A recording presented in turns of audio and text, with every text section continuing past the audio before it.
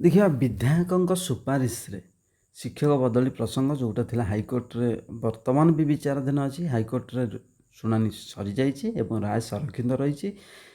ଆଗାମୀ ବର୍ଷରେ ବିଧାୟକ ଏବଂ ସାଂସଦମାନଙ୍କ ଏମ୍ଏଲ୍ ଆଉ ଏମ୍ପି ମାନଙ୍କ ଦ୍ୱାରା ଯେଉଁ ଟ୍ରାନ୍ସଫର୍ ଶିକ୍ଷକମାନଙ୍କର କରାଯାଉଥିଲା କିଛି ଆକ୍ରୋଶମୂଳକ ଭାବରେ କରାଯାଉଥିଲା ବୋଲି ଆମେ ବହୁତ ଶୁଣିଛେ ବା ବହୁତ ନ୍ୟୁଜ୍କୁ ଦେଖିଛେ। ତେଣୁକରି ଏହା ସୁପ୍ରିମକୋର୍ଟଙ୍କ ରାୟ ବିରୋଧ ବୋଲି ହାଇକୋର୍ଟଙ୍କ ମତ ରହିଲା ଏବଂ ହାଇକୋର୍ଟରେ ଯୁକ୍ତି ବାଢ଼ିଲେ ଯେଉଁମାନେ କେସ୍ କରିଥିଲେ ତାଙ୍କର ଓକିଲମାନେ। ତେଣୁକରି ରାୟକୁ ହାଇକୋର୍ଟ ବର୍ତ୍ତମାନ ବିଧାୟକ ଏବଂ ସାଂସଦମାନେ ଆଉ ବଦଳି କରିପାରିବେନି ବୋଲି ରାୟ ପ୍ରକାଶ ପାଇବାର ବହୁତ ସମ୍ଭାବନା ରହିଛି।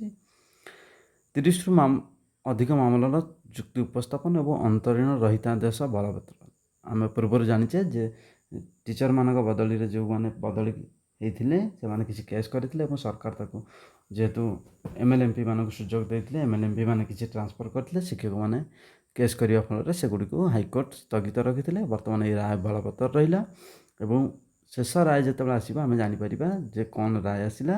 କିନ୍ତୁ ପ୍ରାୟତଃ ଏଇ ଯେଉଁ ବର୍ତ୍ତମାନ ନ୍ୟୁଜ୍ ରହିଛି ଏଥିରୁ ଯାହା ଅନୁମାନ ଯେ ଆଉ ଆଗାମୀ ଦିନରେ ଏମ୍ଏଲ୍ ଏମ୍ପି ମାନଙ୍କ ଦ୍ୱାରା ଶିକ୍ଷକ ବଦଳି ପ୍ରକ୍ରିୟା ହେଇନପାରେ।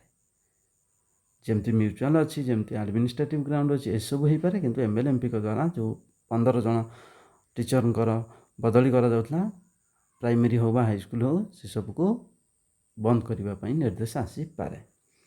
ବର୍ତ୍ତମାନ ଆମେ ଦେଖିବା ହାଇକୋର୍ଟଙ୍କ ଫାଇନାଲ୍ ବା ଶେଷ ରାୟ କ'ଣ ଆସୁଛି। ସେହି ପର୍ଯ୍ୟନ୍ତ ତ ବର୍ତ୍ତମାନ ଏହା ବଳବତ୍ତର ରହିଛି। ଯେଉଁ ଟିଚର ଯେଉଁ ଜାଗାରେ ଥିଲେ ସେଠି ରହିବେ, କାହାକୁ ବଦଳି କରାଯିବନି, କୌଣସି ଜାଗାରୁ ପରିବର୍ତ୍ତନ କରାଯିବନି, ସେମାନେ ଗୋଟିଏ ଜାଗାରେ ସେମିତି ସ୍ଥିର ରହିଥିବେ।